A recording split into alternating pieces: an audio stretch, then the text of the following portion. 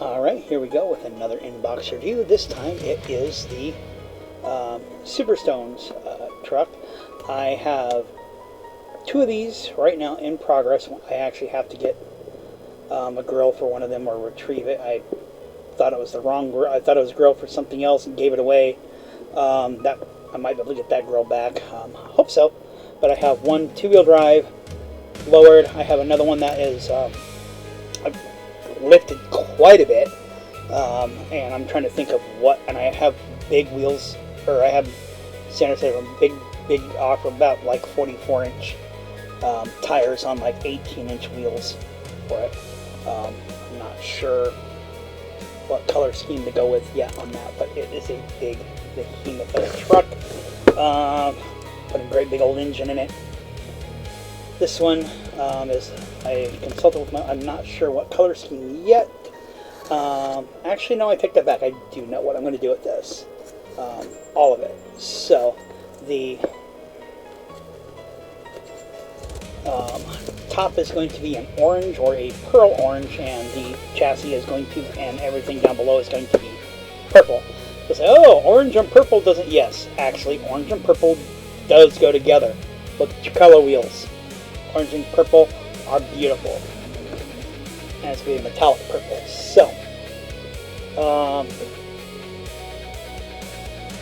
the wheels are, this, it's a little shallow in the grill. I'm not sure if it can be ground out from the back or not. But it'd be nice to mask it off and spray it black, be a nice effect. But this grill does, with some detail painting, lends itself to some very nice detailing. The Tamiya panel liner doesn't go in there very well. It just doesn't. It takes a lot. I have not tried other black washes yet. I do have an AK and a Ammo by MIG.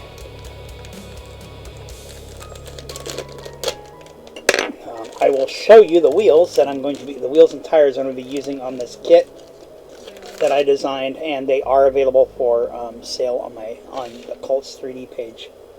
I think. If not, they will be soon.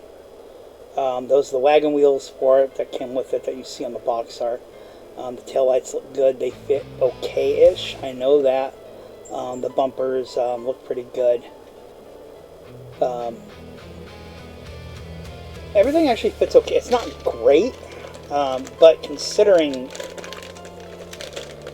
you know, the age of the kit, it's really not too bad.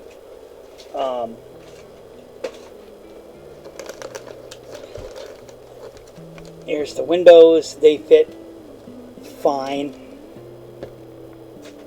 They're nice and clear. The body is actually really friggin' nice. Same with the bed. It has a tonneau cover with it. It's a cloth style tonneau cover. The chassis is really nice. So basically the suspension locating on the chassis, I'm going to leave that in there, but you have the suspension locating points on the chassis are a little on the vague side,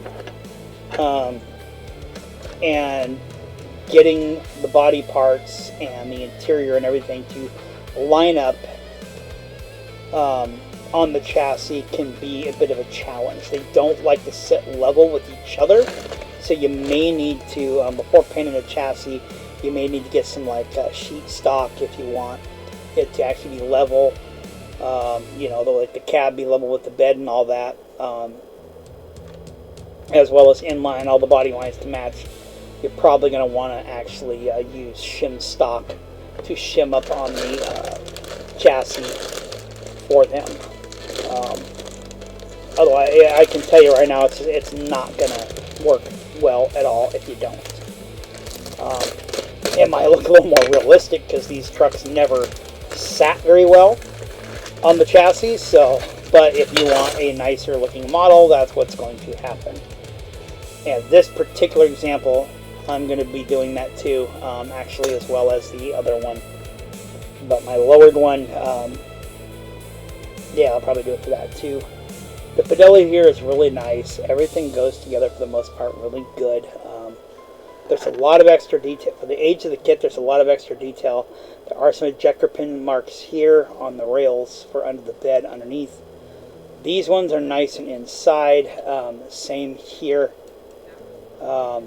This isn't bad. That's easy cleanup. There, though most of those are supposed to be there, just clean that up, hit it with a little sanding to smooth it out. It is a multi-piece bed. It is a little tricky to assemble, but it is not as bad as some other kits. The engraving on it is quite nice. There is some flash that needs to be cleaned up, obviously. The fidelity on this bed floor is nice. Ejector pin marks. Would have been nice if these are on the bottom, but no, they're on the top. But if you are so inclined, you can fill those. I am not going to bother because I'm going to be using the tonneau cover. So the interior is fairly simplistic, but it's still fairly reasonably detailed. It has the Carta up front, so if you want to flock that, this is actually done where you can easily flock up front. The only downside is the pedals molded in. But if you're really careful and you do like hand glue to set the flocking in there, it'll come out real nice. It's a nice interior. It fits okay. Basically, the fits on this kit are all just okay. It's nothing. The fits are not good. They're not great. They're not bad either. They're just okay.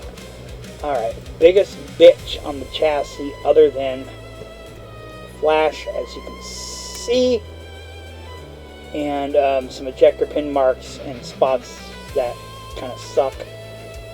But, now, actually, no, most of them are on the top. It's not that bad. Is this. That mold seam there, and obviously the chassis sides are not square. They are, is essentially like a diamond shape and profile because of the limitations of the molds at the time. Same limitations exist today, but they're not as extreme. Attaching the cabin chassis is going to be a bit of a challenge. But engine is not too bad. Not great, not bad. It's fair. Alright, let's let me have the standard AMT. Actually, these are different than what I've been seeing in these kits. This is an upgrade. These are quite a bit nicer. I'm still not going to use them, but they're quite a bit nicer. Speaking of wheels and tires, give me just a moment here. And I'll do those last. Let me go ahead and kind of get through this last bag here.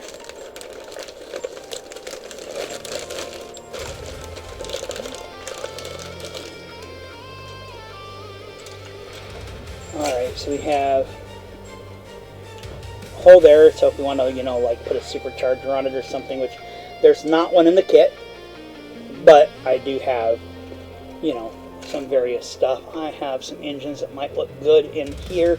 In fact, if it will fit, I think I've got one that uses this intake right here that I think would be great on this kit. Is Ford. I also have somewhere, I don't know where it's at. Oh, right here. And this is another possibility, and this is a Tremec transmission mated to a Ford Godzilla engine. That is another possibility. Or I might use the factory engine, I don't know yet. The hood, it doesn't fit that great. There's no positive, it just kind of, it fits fine, but it's like, since you put it on there, and if you like breathe, it just slides forward a little bit, so finding some way to hold that in might be a good idea. Most of the rest of this is kind of vague in its fitment. but it's not bad. The dashboard has quite a bit of detailed engraving. It is actually quite nice, but it is going to be a bitch to paint. The front seat, it's not bad at all. It actually glues in fairly securely. Here is your 2- and 4-wheel drive suspension. Here's your 2. Here's the 2 different axles. Oh, wait, no. Here's your front suspension for 4-wheel drive. Here's your 2-wheel drive suspension. There's your transfer case there. Your rear suspension is going to be the same between the two. Comes to the CB radio. There's the stinky exhaust. The only downside to the tonneau cover is it's set up where you have to use the roll bar. The push bar isn't bad, but I mean, everything, it is what it is. Ain't no thing there. The only thing I don't really like is it doesn't really go back far like it should, but it is what it is. The lights, I can't remember the maker of those lights. Might be on the decal sheet. Let's go ahead and take a look. Yes, I just ruined my table some more. I don't care. This table is already fucked. Nope. But the Hot Rod Magazine stuff is on here.